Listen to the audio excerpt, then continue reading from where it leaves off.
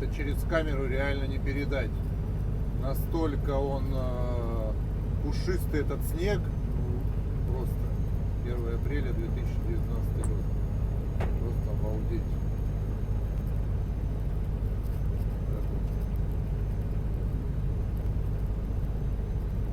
Да. Какой он